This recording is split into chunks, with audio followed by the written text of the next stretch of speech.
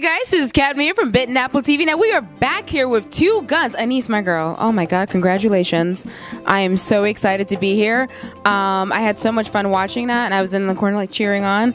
Although I do have to admit my favorite scene did involve Paul here. Just because I like the fact that you were kicking some guy's ass, and he's like, I'm gonna get this one. I got this. Yeah. Like, you were like a Aeolus to like her Hercules. It was great. Congratulations. I love the fact that you guys put this together. And again, I told you before, I love seeing female heroines like running around just kicking ass. Just slightly biased. But Talia, I didn't get the chance to actually talk to you the last time when I met these two. So please do. I mean, what's it like when you first like worked on this project? You like walked on like, what's this place about? For me, it was something I always wanted to do, and when Anna came to me about it, it was like a direct avenue. I mean, I used to be the kid, you know, I come in the room and nobody's around when I was 10, 11 years old, and surrounded by 10 guys, and I'm kicking everything until I hit my foot on the dresser, you know. So now I got I got the chance to do the real thing. So, but to see that now and to see it all come together, the pieces all come together, I'm happy, man. I guess I'm overwhelmed. I am. And then, now you were that kid running around just breaking stuff in the house, huh? Oh my God, are you gonna show this to your mom? Like, see, there was a reason why I broke that vase. Is that gonna be that moment? Yeah, I get to redeem myself.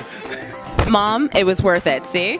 Now, I applaud you for the fighting scenes. I love the choreography, just because of the fact that I do Kung Fu myself, so I can see that wrestling, and I was like, yep, that's her stances. I love those.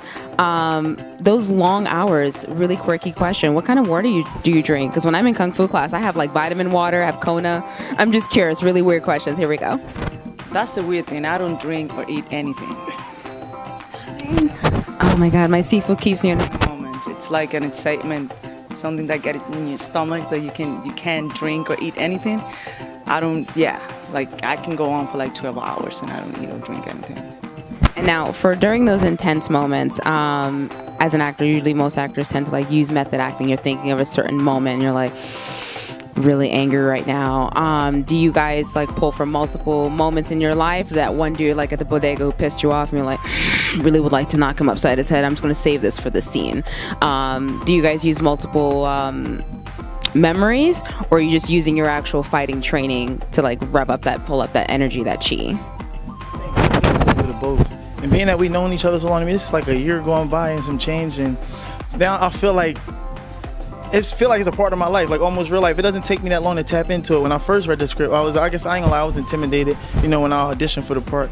But once we start getting into it, our characters are relatable to us. So I didn't have to like try to be so far from who I already am, you know? So it wasn't that hard. It wasn't that hard to pull from. It just had to be myself, and it came together. Yeah, I mean, like, I do both, whatever works for me.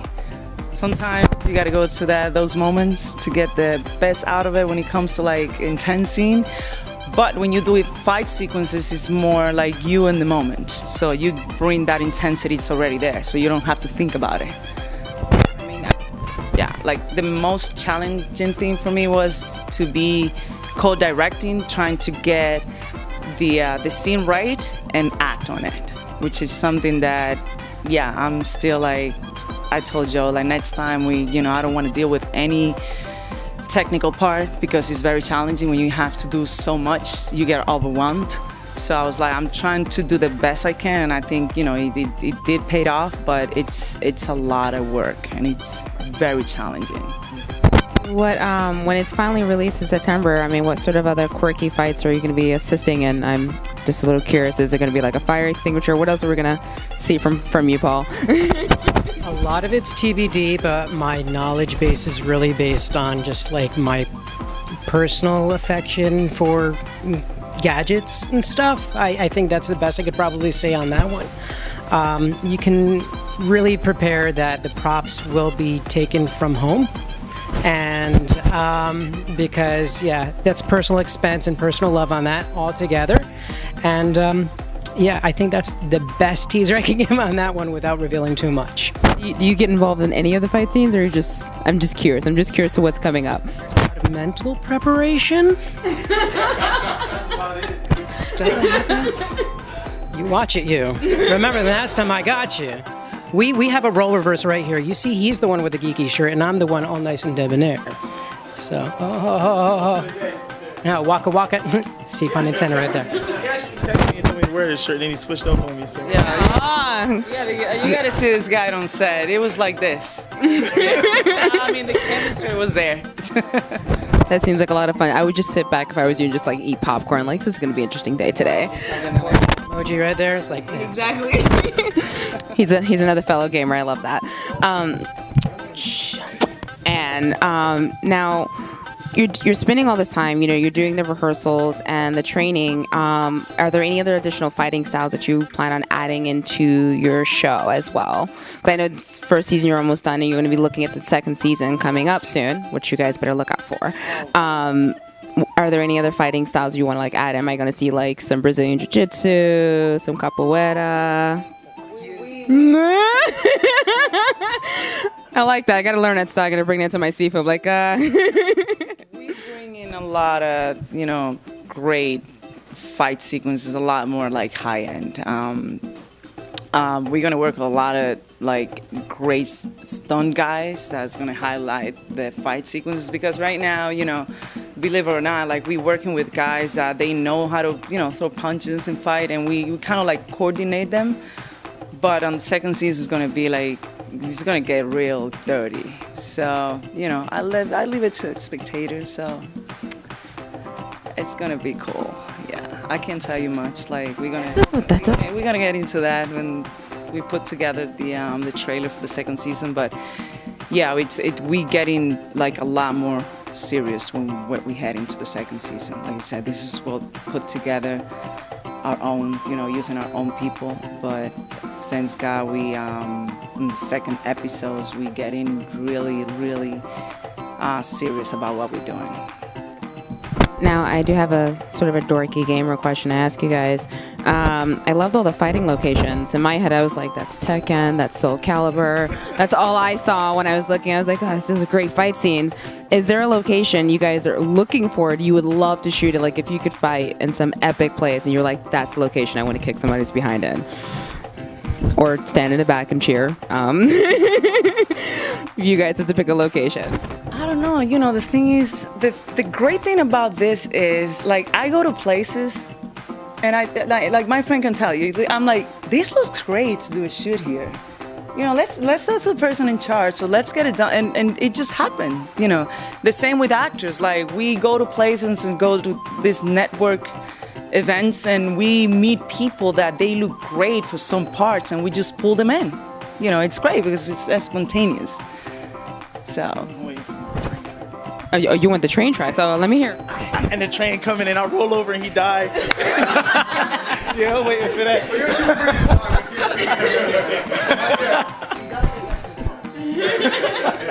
Personally, I would like to have one of the Street Fighter scenes where you have like the chickens in the background, you have people just playing like craps or something like that.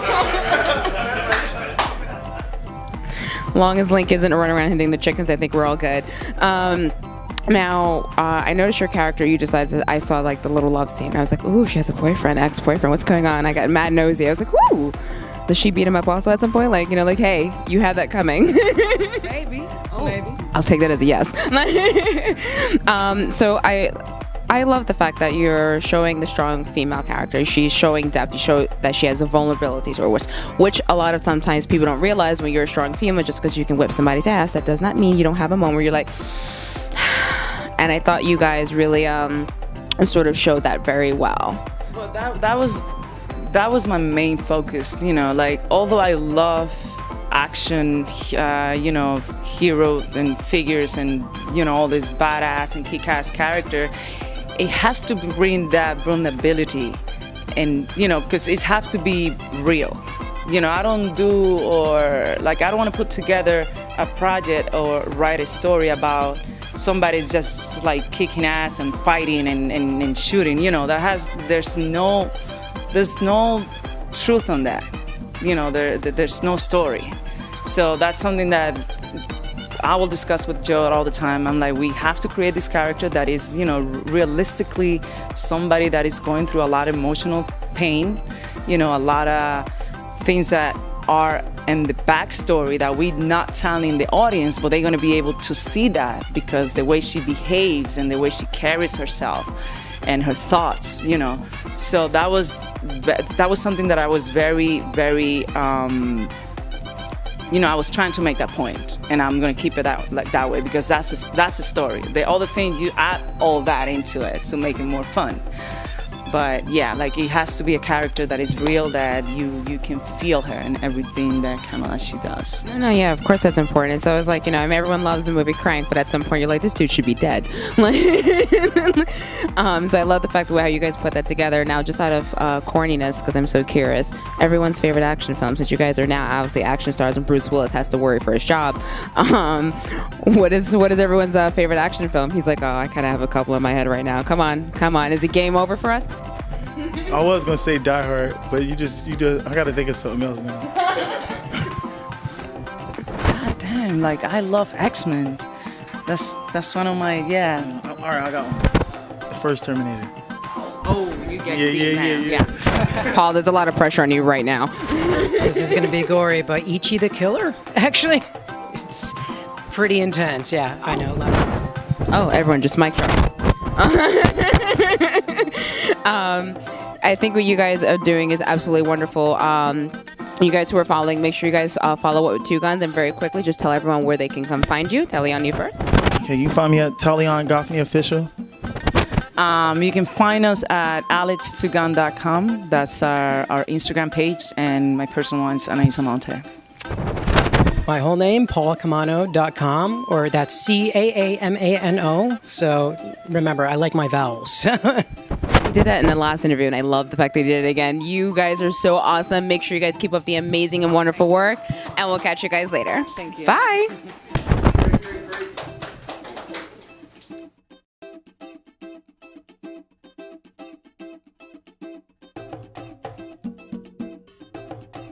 Hey guys, so I wanted to take the time to chat with one of the other actresses from the set. And what is your full name, my love? Samantha Rivers Cole. Oh my God, that is an actor's name. That is like, who do you love, Samantha? Like, oh my God, I love that.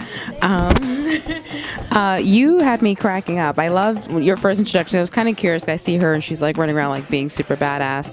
And then I see you. I was like, she looks so soft and innocent. I was like, how does she fit into this plot line? And then I saw what happened in the car, and I was like, I love this girl. What were your first impressions when you were like reading the script and you're like, okay, this is the kind of role I'm getting into, and then nonetheless, this is the kind of project that I'm walking into? Well, I was really impressed by Anais's role in the script, so I kind of was really excited to be a part of, a script that has a strong female character. And at first I kind of saw my character as a little bit of not a foil, but like, she's soft and kind of innocent and delicate, but then she's kind of a little slut too. Just a little bit slutty. She's innocent with a nice little edge to her. So what other projects have you been working on? I guess that sort of brought you to that moment in that role, like as you're building your character up. Because I know there's going to be more of you, so that's what I'm excited to see. The other projects that you've worked on, what would you say like helped you mold who your character became? I like to do a lot of comedy, so I like to play kind of like the peculiar girl a lot, kind of like the weird cute girl, kind of like the innocent and naive girl, but who's a little off. So I kind of incorporated that into this role a little bit too, just because I'm every role I play has myself in it a little bit. So yeah. What kind of quirky things do you do on a normal basis? Like, are you ever in a shopping store and you're like, this line's too long, I should start entertaining people? What kind of things do you do? I'm just curious now. Well, I have a couple quirks. I'm germophobic, kind of crazy, so that's always entertaining and keeps me busy with the worrying about the germs and things, and yeah. You seem like so much fun. I would love to have you in a store and be like, okay, let's entertain the world. So what other projects are you going to be a part of in the future? So this way we know we can look out for you. Well, I'm going to be in an episode of The Deuce on HBO coming up. It's airing in September. And I'm working on a comedy series called Millennials at Work. And I'm producing that, so working on that. And got some other projects I'm trying to produce as well. So what are millennials like at work? I'm curious. What are they like? They don't really like to work that much, actually. I have no commentary. I know some millennials who are watching this are like, oh, That's what you really think of as CADMA. Like, what? No, I just saw it in a show somewhere. So, oh my God, and congratulations on the Deuce. I do see those casting calls up there too, and I'm like, ooh. So congratulations on that. And where can people come find you? And they want to say like, okay, when's her next episode on Deuce? When the next time she's going to put out, maybe mention how some millennials actually work. Where can they come and keep track of you? SamanthaRiversCole.com is my website. Make sure you guys have to, you understand, once you see that scene, you'll understand why I'm so madly in love with this girl. Make sure you guys stay tuned, check out 2 Guns, and then make sure you follow Samantha as well. Thank you so much. Thank for you. having me. No, of course. Bye.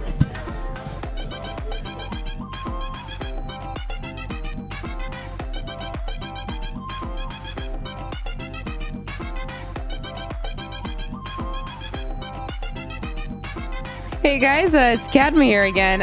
Oh my God, please say your name for the camera, because I just love the way he said it. It was so smooth. I was like, that belongs in a book somewhere. Michael Maestro Turner. Oh my God, tell me you guys aren't going to go on Amazon.com like, this got to be a book this guy wrote.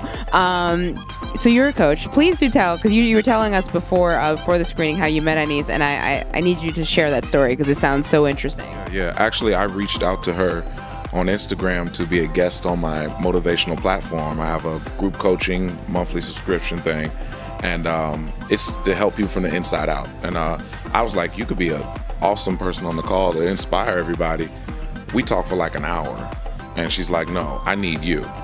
And that's where it went from there. Like she knows what she wants. She's aggressive, and I'm aggressive. My dad's from the military, Vietnam, 12 years, so much appreciated for his services. Oh, absolutely. And I'm alpha as I don't know what. I don't want to cuss, but I'm very alpha. So she's very alpha, and we just alpha it up together. And she just has heart. Actually, today was my first day.